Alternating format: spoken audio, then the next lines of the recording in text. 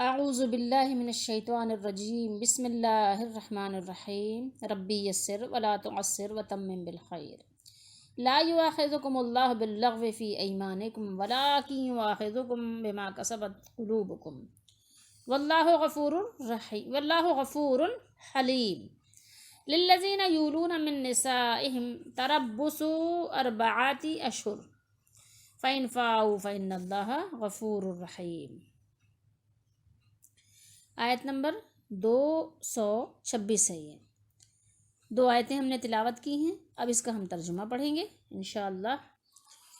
ترجمہ یہ ہے آپ کا احسن البیان: اللہ تمہیں تمہاری ان قسموں پر نہ پکڑے گا جو پختہ نہ ہوں، یعنی جو ارادتاً نہیں کھائی گئی ہوں۔ غیر ارادی طور پر بہت سے لوگوں کی عادت ہوتی ہے نا کہ وہ یعنی تکیہ کلام بنا لیتے ہیں۔ ہاں، اس کی پکڑ اس چیز پر ہے جو تمہارے دلوں کا فعل ہو، یعنی ارادتاً دل کے ارادے سے کھائی گئی ہو۔ اللہ بخشنے والا اور بردبار ہے، حلیم ہے اللہ۔ جو لوگ اپنی بیویوں سے تعلق نہ رکھنے کی قسمیں کھائیں ان کے لیے 4 مہینے کی مدت ہے۔ اس سے پہلے بھی قسموں ہی کی بات ہو رہی تھی نا۔ پھر اگر وہ لوٹ آئیں تو اللہ بھی بخشنے والا مہربان ہے۔ یہ ہو گئی، ہم نے یہاں تک ہی تلاوت کیا ہے۔ لا یؤاخذکم اللہ، یؤاخذہ یہاں سے مراد یہ ہے نا، جیسے مؤاخذہ ہم اردو میں بھی بولتے ہیں نا۔ لغو یعنی فضول، آپ اردو میں بھی بولتے ہیں لغو، یہ بات لغو ہے یعنی بیکار بات ہے، فضول بات ہے نا، اس طریقے سے آپ کے سمجھیے۔ یہاں مراد ہے لغو، قسموں سے مراد وہ قسمیں ہیں جو نیت کے بغیر عادت کے طور پر یوں ہی زبان سے نکل جاتی ہیں، ٹھیک ہے، جیسے بتایا میں نے کہ تکیہ کلام بنا لیتے ہیں۔ ایسی قسموں پر کسی قسم کا کفارہ یا سزا نہیں ہے۔ ہاں، جو قسمیں دل کے ارادے کے ساتھ کھائی جائیں کہ اللہ کی قسم میں یہ کام ضرور کروں گا یا نہیں کروں گا، اور پھر ان کی خلاف ورزی کی جائے تو ان پر کفارہ ہے۔ مگر کوئی شخص جان بوجھ کر جھوٹی قسم کھائے تو کیا ہے کہ میں نے یہ فلاں نے یہ کام کیا ہے یا نہیں کیا، ایسا ہوتا ہے نا، تو یہ کبیرہ گناہ ہے، ٹھیک ہے۔ اس کا کفارہ نہیں، صرف ندامت، توبہ ہے اس کے لیے، ٹھیک ہے۔ کہ آپ نے کسی بات پر جھوٹی قسم کھا لی ماضی کے متعلق، تو اس پر جو ہے کفارہ نہیں ہے۔ لیکن جیسے مثال کے طور پہ ماضی میں کوئی بات ہوئی، آپ نے کہا نہیں اللہ کی قسم میں نے یہ کام نہیں کیا، حالانکہ آپ نے کیا ہے، یا آپ نے کسی اپنے ساتھی کے لیے کیا کہ نہیں کیا، ٹھیک ہے، تو یہ بات ہو رہی ہے۔ تو اس کے لیے آپ کو کیا کرنا ہے کہ اللہ کے سامنے شرمندہ ہونا ہے، توبہ کرنا ہے، ٹھیک ہے، معذرت کرنی ہے، اور جن کے لوگوں کے ساتھ آپ نے جھوٹ بول کر زیادتی کی ہے ان کو بھی راضی کرنے کے لیے، ٹھیک ہے، ان کے سامنے بھی آپ نے جو ہے ندامت کا اظہار کرنا ہے، اور آپ کو ان سے بھی معذرت کرنی ہے۔ آئندہ ایسا نہ کرنے کا عہد اور استغفار ہی اس کا علاج ہے، ٹھیک ہے۔ اسے یمین غموس کہتے ہیں، قسموں کے بھی الگ الگ نام ہیں، تو اس کا نام یمین غموس ہے، ٹھیک ہے۔ اچھا، اس کے بعد آ جائیے، بات اس پر ہے آپ کی، ان پر ہم بعد میں بات کریں گے، اس پہ بات کرتے ہیں۔ للذین یولون، ٹھیک ہے، یولون کیا ہے ابھی بات کرتے ہیں۔ یولون صیغہ جمع مذکر غائب ہے، باب افعال، ٹھیک ہے۔ یہ کیا ہے؟ محموز الفا اور ناقص یائی ہے۔ کس طرح سے؟ اصل میں یہ ہے ایلا، ٹھیک ہے، اس کی جمع ہے، یہ سمجھ رہے ہیں؟ تو اس کی بات ہو رہی ہے، تو اس کو کیا کہتے ہیں؟ محموز الفا اور ناقص یائی کس طرح سے ہے؟ محموز الفا اس لیے ہے، یہ اصل میں مرکب ابواب کہلاتے ہیں، اس کی ضرورت نہیں ہے کیونکہ ہر شخص ظاہر ہے وہ عربی گرامر نہیں جانتا، تو اس کو چھوڑ دیجئے۔ اچھا، اعلیٰ یولی، ایلا کیا ہے؟ ایلاؤن۔ بس آپ اس میں اتنی بات آپ سمجھ لیجئے کہ ان 2 آیتوں میں ایلا کا معنی یہ ہے کہ مرد قسم کھا لے کہ وہ اپنی بیوی سے یعنی اپنا تعلق قائم نہیں کرے گا، پھر اگر یہ قسم 4 مہینے یا اس سے کم مدت کے لیے کھائی ہو تو اسے اپنی قسم پوری کرنے کا اختیار ہے، ٹھیک ہے، چاہے تو وہ پوری کر لے۔ اگر وہ مدت پوری کر کے اپنی یعنی زوج سے اپنا یعنی جو اس کا رشتہ ہے قائم کر لے تو اس پر کوئی کفارہ نہیں ہوگا، اور اگر اس مدت سے پہلے ہی اپنا یعنی جو رشتہ ہے وہ قائم کر لے، بحال کر لے، تو قسم کا کفارہ دینا ہوگا، کیونکہ اس نے قسم کھا لی تھی نا ارادتاً۔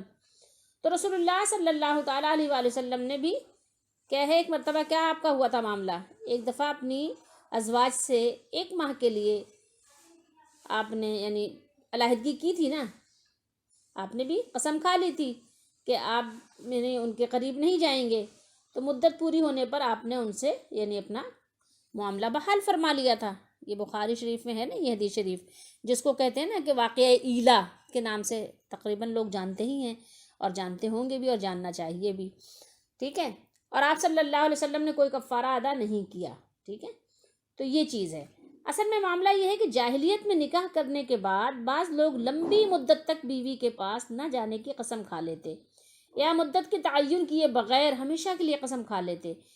تو اب وہ بیچاری خاتون جو ہوتی تھی بیوی کے نام پر، اس کا کیا معاملہ ہوتا تھا، اب یعنی اس کو کیا کرتے تھے، جیسے بیچ میں لٹکتی ہوئی چھوڑ دیا، ٹھیک ہے، وہ بیچاری لٹکی رہتی، نہ تو وہ شوہر والی ہوتی نہ بغیر شوہر کی ہوتی۔ شوہر والی اس لیے نہیں ہوتی کہ شوہر کا اس سے کوئی تعلق ہی نہیں ہوتا تھا، اور بغیر شوہر کی اس لیے نہیں ہوتی تھی کہ مطلب وہ ظاہر ہے اس سے رشتہ تو تھا، دوسرا نکاح تو نہیں کر سکتی تھی کہ کہیں اور نکاح کر لے۔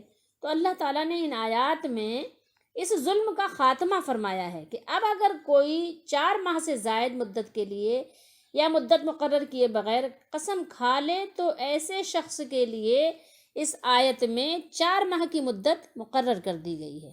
سمجھ رہے ہیں بات کو؟ اللہ تعالیٰ نے فکس کر دیا کہ یہ یعنی مدت آپ کے لیے مقرر ہو گئی ہے، ٹھیک ہے۔ یا مدت مقرر کیے بغیر قسم کھا لے تو ایسے شخص کے لیے اس آیت میں 4 ماہ کی مدت مقرر ہے، اب بس، ٹھیک ہے۔ اب جو ہے نا آپ اس سے آگے نہیں بڑھ سکتے، سمجھ رہے ہیں بات کو؟ یا تو اس مدت کے پورا ہوتے ہی اپنی بیوی سے آپ اپنا رشتہ بحال کر لیجئے، یا پھر سیدھی طرح سے، ٹھیک ہے، خیر کے ساتھ اس کو طلاق دے کر رخصت کر دیجئے۔ پہلی صورت اختیار کرے گا تو اسے کفارہ دینا ہوگا، کیونکہ اس نے قسم کھائی تھی ارادتاً، اور اگر وہ دونوں میں سے کوئی صورت بھی اختیار نہیں کرے تو حاکم وقت اسے مجبور کرے گا کہ وہ دونوں میں سے ایک اختیار کرنے کے لیے اس پر جو ہے زور ڈالے، صحیح ہے۔ صرف 4 ماہ گزرنے سے خود بخود طلاق واقع نہیں ہوگی کہ طلاق واقع ہو جائے، طلاق نہیں ہو جائے گی، خود بخود طلاق نہیں ہو جائے گی، یہ بات یاد رہے۔ آیت کے الفاظ سے یہی یعنی واضح ہے۔ اچھا، اس کے بعد کیا ہے، امام بخاری نے کتاب الطلاق میں حضرت ابن عمر، حضرت عثمان، حضرت علی اور حضرت ابو درداء رضی اللہ تعالیٰ عنہم وغیرہ، اور ام المومنین عائشہ صدیقہ رضی اللہ تعالیٰ عنہا، اور ان کے علاوہ اور بھی صحابہ سے یہ قول ذکر فرمایا ہے کہ اکثر ائمہ کا یہی فتویٰ ہے، ٹھیک ہے، سمجھ رہے ہیں بات کو؟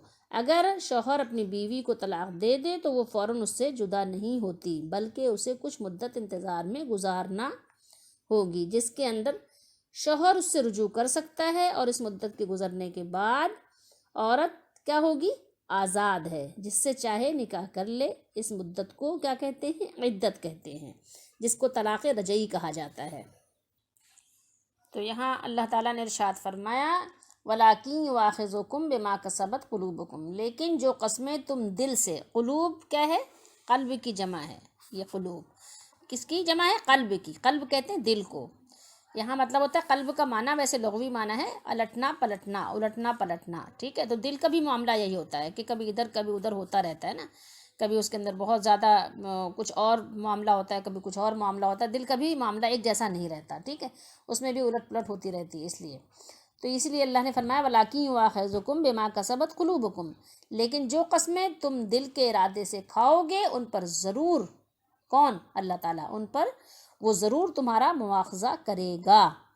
تو ایک بات یہ ہو گئی، اور دوسری بات کیا فرمائی اللہ تعالیٰ نے، لِلَّذِينَ يُؤْلُونَ، ٹھیک ہے، من نسائہم، اللہ نے فرمایا یعنی جو لوگ اپنی بیویوں سے جماع نہ کرنے کی قسم کھا لیتے ہیں، ٹھیک ہے، یہ بات ہوئی، تو ان کے لیے کیا ہے، ان کے لیے تربص 4 اشہر، کیا معنی ہے، یعنی قسم کے وقت سے لے کر 4 ماہ، 4 اشہر مہینے، ٹھیک ہے، ان کے لیے انتظار کرنا ہے، یعنی قسم کے وقت سے لے کر 4 ماہ تک شوہر انتظار کرے، پھر اس سے مطالبہ کیا جائے کہ وہ یا تو رجوع کر لے یا اپنی بیوی کو طلاق دے دے.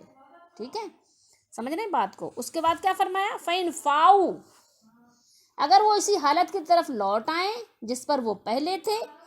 ٹھیک ہے، یہ کیا معاملہ ہے؟ یہ جماع سے کنایا ہے. سمجھ رہے ہیں بات کو.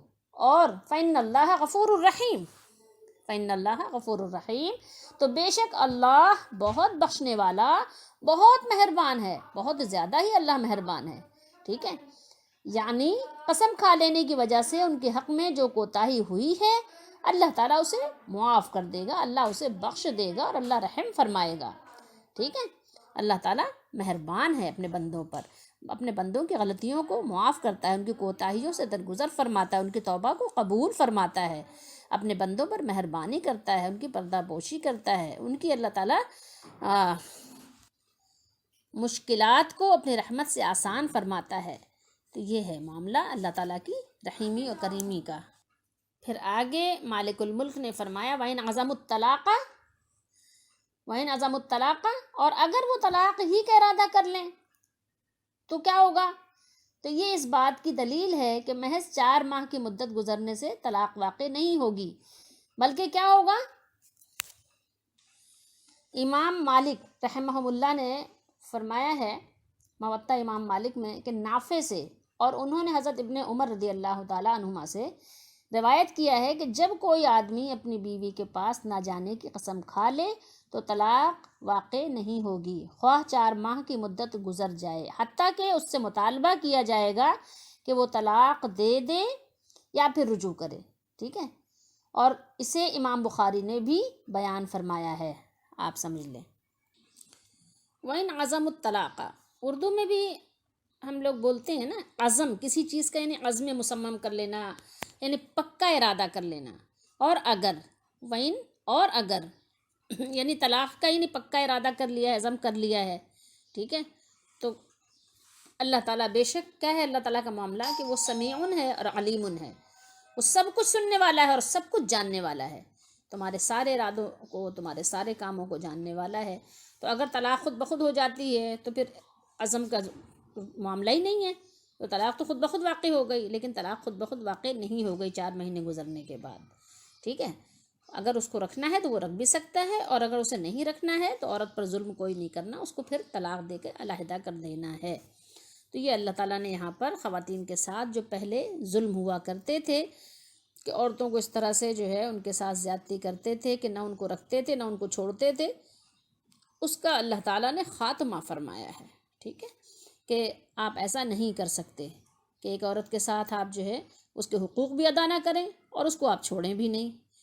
تو اللہ تعالیٰ نے تمام لوگوں کے حقوق کا بہت زیادہ اللہ تعالیٰ نے اپنی رحمت سے ان کا یعنی اہتمام فرمایا ہے. اللہ تعالیٰ ہم سب کو قرآن و سنت پر عمل کی توفیق دے.